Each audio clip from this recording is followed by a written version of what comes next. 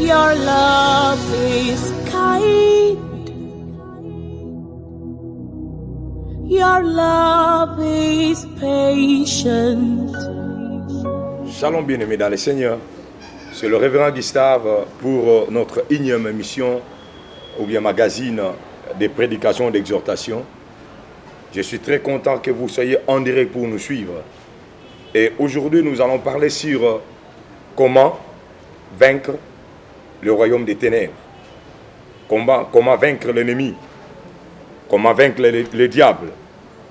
Bien aimé, il s'agit ici d'apprendre les stratégies ou bien des moyens qui peuvent vous donner la force devant l'ennemi. Il arrive que nous puissions rester même maison parfois avec un sorcier, avec un démoniaque, même quartier, même bureau, même entreprise. Et cela nous fait peur. J'ai même vu des chrétiens qui demandent d'être mités ailleurs ou bien qui veulent déménager dans la parcelle où ils habitent. Pourquoi? Seulement parce qu'il y a un démoniaque ou il y a un sorcier ou bien une sorcière dans cette parcelle-là. En réalité, ce n'est pas ça la solution. Mais la solution, c'est d'apprendre les méthodes pour devenir, pour devenir fort devant les démons, devant les sorciers. C'est possible. Bien, mais c'est possible de dormir, même lui, avec un sorcier, et que ce ne soit pas toi qui es dérangé, mais ça soit lui qui est dérangé et qui demande même de quitter la chambre. J'ai déjà vécu ça. Pas une fois, mais plusieurs fois. C'est possible de vivre ou de travailler dans une même entreprise avec quelqu'un du monde des ténèbres, un rose-christian, un magicien, un marabout, quelqu'un qui est dans les fétiches, et que ce ne soit pas toi, mais que ce soit lui qui soit mal à l'aise. C'est possible. Nous, les enfants de Dieu, on ne nous a pas appelés à fuir à tout moment, de fuir les gens qui sont dans les fétiches, mais la Bible nous demande de les résister. La Bible nous demande de les dominer. Daniel n'a pas demandé à fuir Babylone. Bien, mais il y aura des occasions où tu n'auras même pas le moyen de fuir. Tu seras obligé de cohabiter avec une personne satanique, maléfique. Il y aura des occasions où tu seras obligé de faire même vol d'avion avec eux. Alors, la solution ne sera pas de fuir. Mais maintenant, comment vaincre ces esprits-là? Comment les dominer? Comment être plus fort que eux? La première des choses, c'est que nous devons savoir, c'est l'alliance. Avoir l'alliance avec Dieu. Regardez lorsque nous lisons Exode chapitre 3, le verset 16 à 17. Les enfants d'Israël, depuis Genèse chapitre 1, ils étaient affaiblis devant Pharaon et les Égyptiens. Ils le maltraitaient.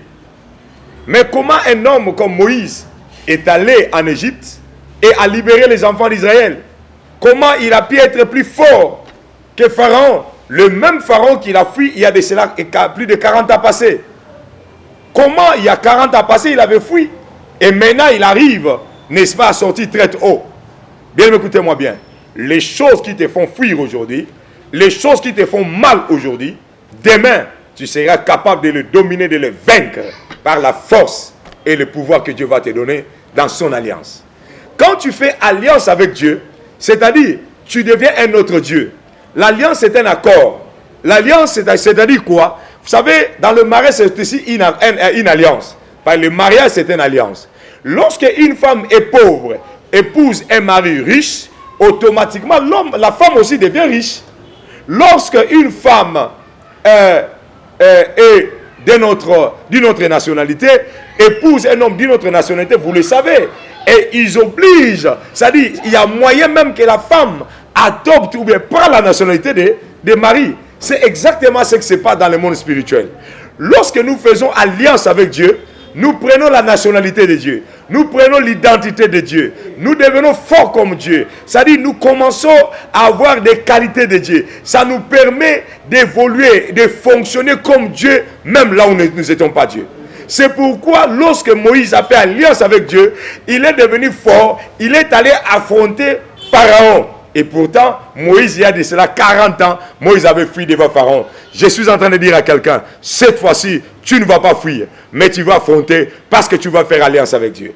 Alors, nous avons l'ancienne alliance et la nouvelle alliance. L'ancienne alliance consiste à c'est-à-dire si tu obéis à la voix de l'Éternel ton Dieu. La nouvelle alliance consiste en acceptant Christ comme étant Seigneur et Sauveur. C'est-à-dire si tu acceptes Christ comme étant Seigneur et Sauveur, il te fait entrer dans l'alliance de son Père. C'est-à-dire tu deviens un co-héritier avec lui, tu deviens aussi un enfant de Dieu. Et pourtant dans l'ancienne alliance, tu peux devenir un serviteur de Dieu. Mais dans la nouvelle alliance avec Christ, tu ne deviens pas seulement serviteur, mais tu deviens aussi un enfant de Dieu. Tu deviens co-héritier. Tu es co-héritier comme Christ, le co-héritier dans le trône de Dieu, pour vivre, n'est-ce pas, les merveilleuses choses que l'Éternel va, n'est-ce pas, opérer. C'est pourquoi, bien-aimé, je suis en train de dire à quelqu'un, fais aujourd'hui alliance avec l'Éternel et l'Éternel marchera avec toi. L'Éternel opérera les miracles avec toi et il fera de toi un homme ou une femme fort devant l'ennemi.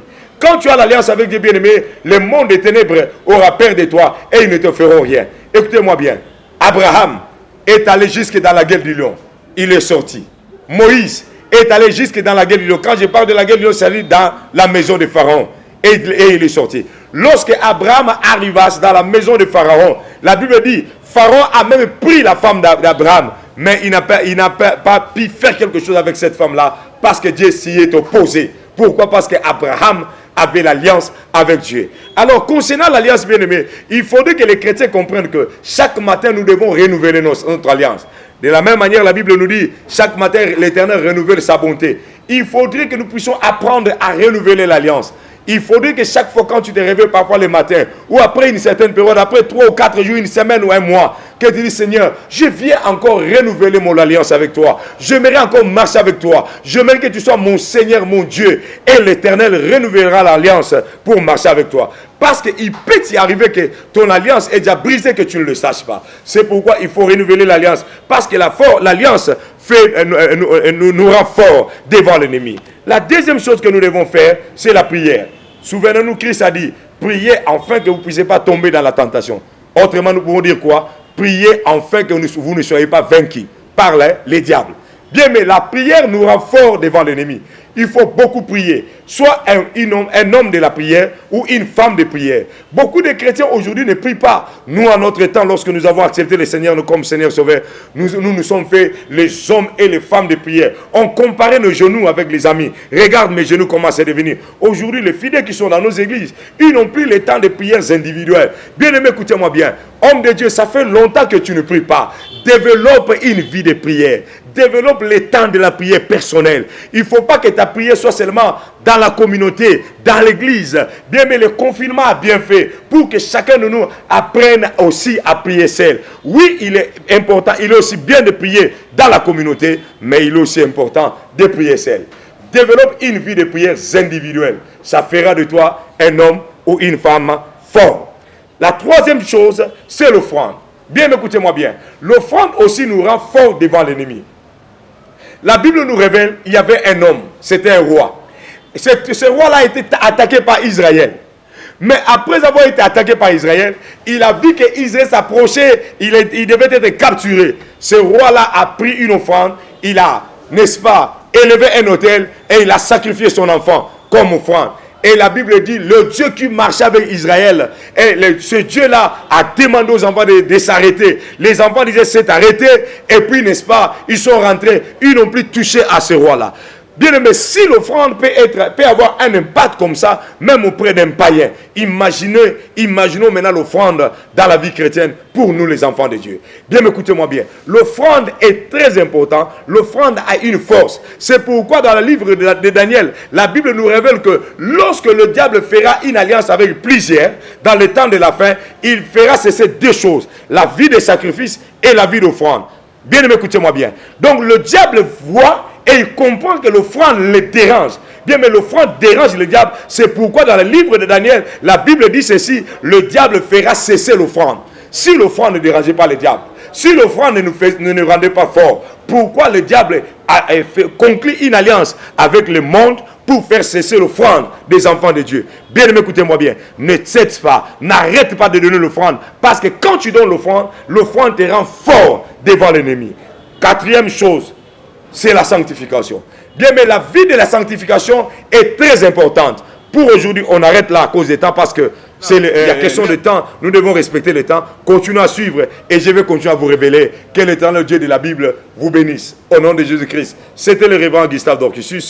À suivre. À la prochaine. Bye.